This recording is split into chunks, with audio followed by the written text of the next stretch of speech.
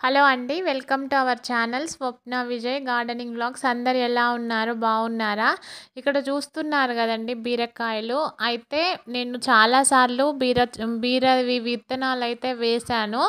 అయితే కాయలు వచ్చినాయి కానీ ఇన్ని కాయలు ఎప్పుడు ఒకటేసారి రాలేదండి. ఈసారి మట్టికి ఒకటేసారి 7-8 కాయల వరకైతే ఒకటేసారి వచ్చాయి. అది చాలా బాగున్నాయండి లేతగా.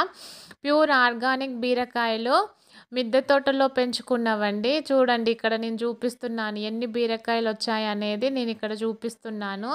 ఇక్కడ 2 చిన్నవి అంటే ఇంకా లేతగా ఉన్నాయి. ఇంకొక 2 డేస్‌లో అయితే మంచిగా ముదురుతుంది. ఒక కాకరకాయ కూడా పడింది పింద. నెక్స్ట్ ఇక్కడ ఈ బీరకాయ మొక్కకి ఈ విధంగా ఎండిపోయిన ఆకులు ఏం ఉంచుకోకుండా ఎప్పటికప్పుడు మనం నీట్‌గానైతే తుంచి వేసుకోవాలండి బీరకాయకి. ఈ తెల్లగా బూడిద రోగం వచ్చినాయి గానీ, ఇట్లా యెల్లో కలర్ వచ్చినాయి గానీ, వాడిపోయిన ఆకులు గానీ ఏం బీరకాయ మొక్కకు ఉండొద్దు. బీరకాయ మొక్కకి తొందరగా బూడిద రోగం అనేది వస్తుందండి. అది వచ్చిందంటే ఇంక మొక్క చనిపోతూ ఉంటుంది. కాబట్టి అది రాకోకుండా కొంచెం మనం జాగ్రత్తగా చూసుకోవాలి.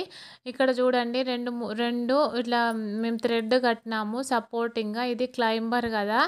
పారుతూ ఉంటుంది. దానికి సపోర్ట్ కోసము ఈ విధంగా థ్రెడ్ కడితే భలే వేలాడుతున్నాయండి కిందికి. నాకు చూస్తుంటే చాలా అంటే చాలా సంతోషం అనిపించింది. ఇన్ని బీరకాయలు రావడం ఇదే ఫస్ట్ టైము. నేను ఈ బీరకాయ మొక్కలకి చూడండి ఇక్కడ చూపిస్తున్నా ఎంత ఆవు పేడ ఏసానంటే నేను ఇక్కడ కట్టుకున్నాను పైన మిద్దె తోటలో పైన కట్టుకున్న మడి లాంటిదండి ఇది. మడిలో మొత్తము ఒక 6-7 బ్యాగుల ఆవు పేడనే తెచ్చి వేసినాము మొక్కలకు బలం ఉండాలని.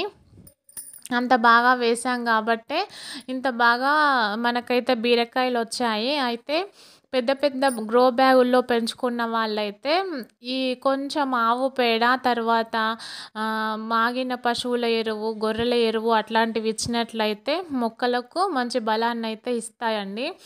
అవి ప్యూర్ ఆర్గానిక్ కాబట్టి మొక్కకి ఎట్లాంటి ఎఫెక్ట్ ఉండదు. కొంచెం ఎక్కువ వేసినా గానీ ఏం ప్రాబ్లం లేదు. ఇక్కడ చూపిస్తున్నాను కదా!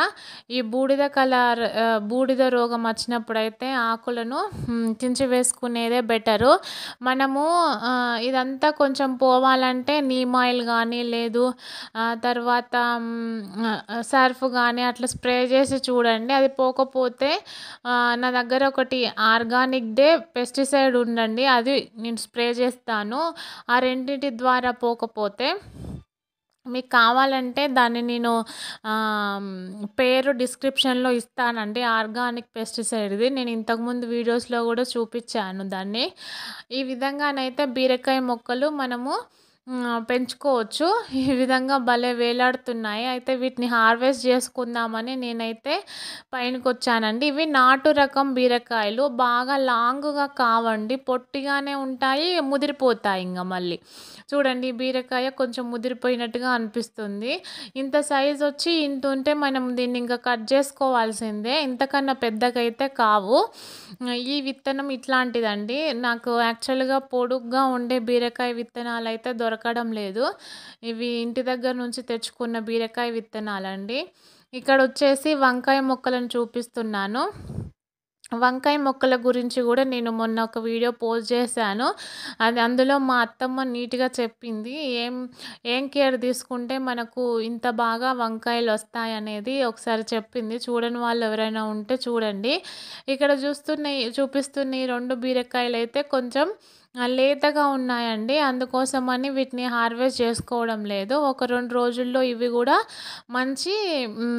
మంచిగా అయితాయి. అప్పుడైతే హార్వెస్ట్ చేసుకుంటే సరిపోతుంది. ఇప్పుడు ఒక 3 బీరకాయలైతే అయినాయి. అవి తెంపుకుంటున్నాను. ఇంకొక 2 డేస్ అయితే అవి తెంపుకుంటే ఒక రోజుకు కర్రీకైతే సరిపోతుందండి. ఈ విధంగా మనము బీరకాయ మొక్కలనైతే పెంచుకోవాలి.